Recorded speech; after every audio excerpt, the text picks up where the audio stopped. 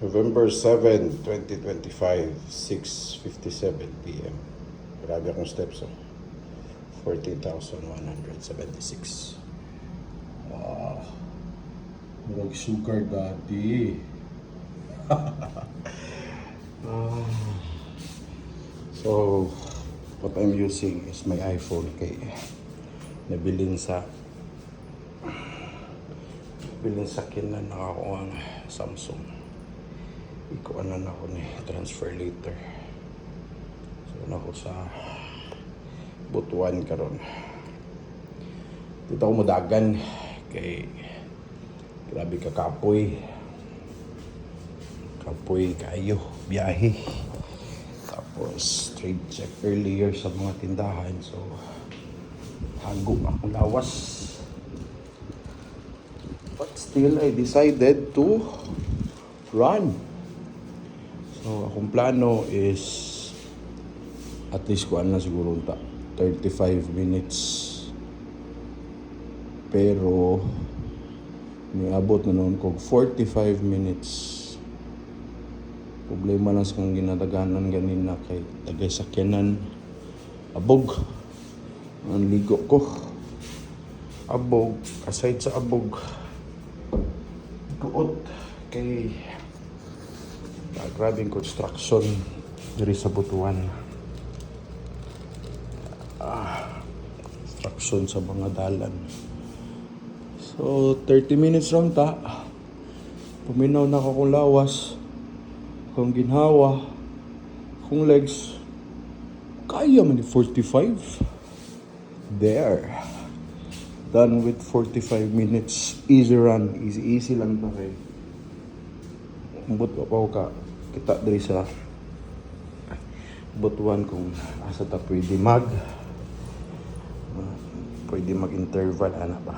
Pamanggot.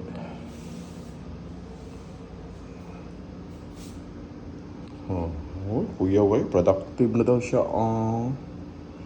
Tara, 5:45 kilometers, 45 minutes per tinginaya. Dala na ni Baktas kay daghay iro sa kadalanan. Umbot nga nung mahadlok sa iro, masking gamay mo na sila.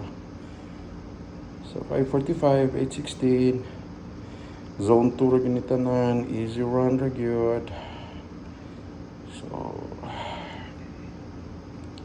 wait.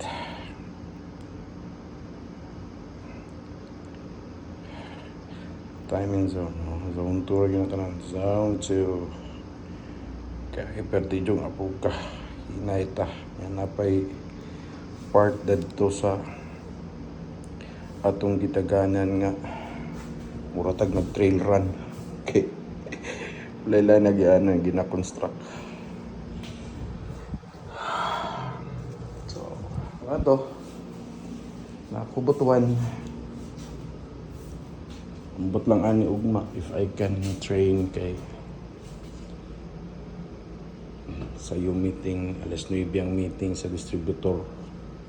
Tapos after lunch na kinahanglan ako mo pa balik Davao. But sa pagsingit sa training pagabot sa Davao kay kapoy lagi kang biyahe. But lang pindi lang gyapon same karon kapoy ako lawas. Pagdagat ako okay man. Kaya naman nagka-regain na tag-endurance. Muna akong build. Chan.